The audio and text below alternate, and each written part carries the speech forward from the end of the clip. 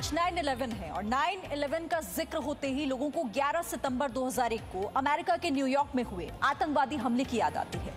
लेकिन स्वामी विवेकानंद को अपना आदर्श मानने वाले लोगों से आप पूछेंगे कि 9/11 का मतलब क्या है, तो वो आपको बताएंगे कि आज से 127 वर्ष पहले 11 सितंबर 1893 को स्वामी विवेकानंद ने अमेरिका के शिकागो में विश्व इतिहास का सबसे चर्चित भाषण दिया था। और उस वक्त स्वामी विवेकानंद की उम्र सिर्फ 30 वर्ष थी। जहां खड़े होकर स्वामी विवेकानंद ने पूरी दुनिया को भारत का आध्यात्मिक संदेश दिया था, आज उस जगह के बारे में भी आपको दिखाएंगे। लेकिन इस वीडियो विश्लेषण से पहले हमारी आपसे एक छोटी सी अपील है कि अगर आपके परिवार में कोई युवा है तो उसे इस रिपोर्ट को देखने के लिए आप प्रेरित करें, क्योंकि हमारी ये रिपोर्ट देश के हर युवा की सोच बदल सकती है।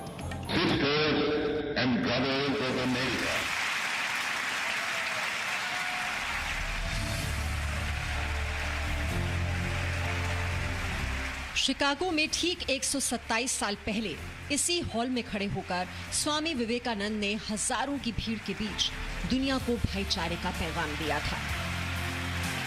127 साल में दुनिया बदल गई, लेकिन ये हॉल आज भी वैसा ही है जैसा 11 सितंबर 1893 को था। और उस भाषण में कही गई एक एक बात भी आज उतनी ही जरूरी है जितनी 127 वर्ष पहले थी।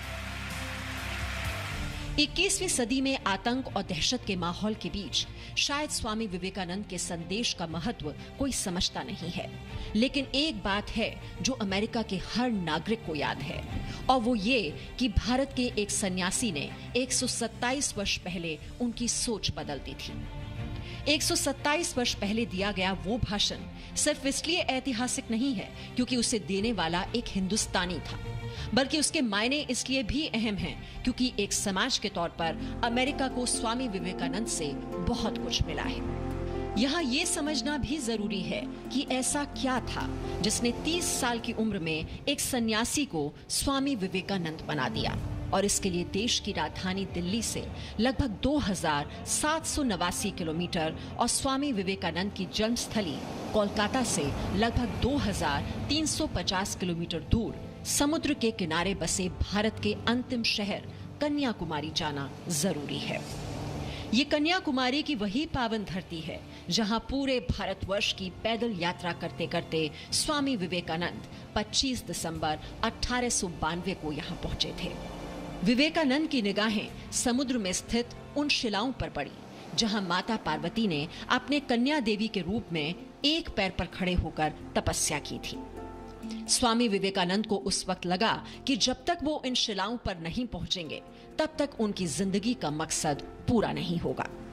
उस वक्त स्वामी विवेकानंद के पास समंदर के बीच में मौजूद शिलाओं तक पहुंचने के लिए नाव वाले को देने के लिए पैसे नहीं थे, लेकिन वो ठान चुके थे कि उन्हें ध्यान और ज्ञान के लिए शिलाओं तक पहुंचना जरूरी है। इसलिए स्वामी विवेकानंद ने लगभग 1.5 किलोमीटर की दूरी तैर कर तय की।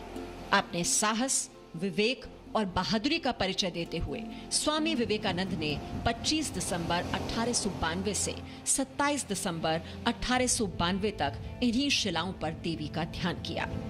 3 दिन और 3 रात लगातार ध्यान के बाद स्वामी विवेकानंद को अपनी जिंदगी का मकसद मिला और वो सनातन धर्म के प्रचार प्रसार और आध्यात्म को दुनिया भर में फैलाने के लिए विश्व भ्रमण पर निकल पड़े। कन्याकुमारी में मौजूद उस शिला पर ध्यान का असर ही था कि स्वामी विवेकानंद ने सहनशील भारत की तस्वीर शिकागो में हुए विश्व धर्म सम्मेलन में दुनिया को दिखाई और भारत के सनातन धर्म का झंडा बुलंद किया। मेरे अमेरिकी भाइयों और बहनों से अपने भाषण की शुरुआत करने वाले स्वामी विवेकानंद आज के युवाओं के लिए एक प्रेरणा है, एक ऐसा महापुरुष जिसके अंदर राष्ट्रभक्ति कूट कूट कर भरी थी, जिसके लिए राष्ट्र सर्वप्रथम था। और आज पूरे देश के इस महापुरुष के विवेक से शिक्षा लेने की जरूरत है। Bureau report, ji media. Presenting V News app available on Google Play and App Store. Download it now.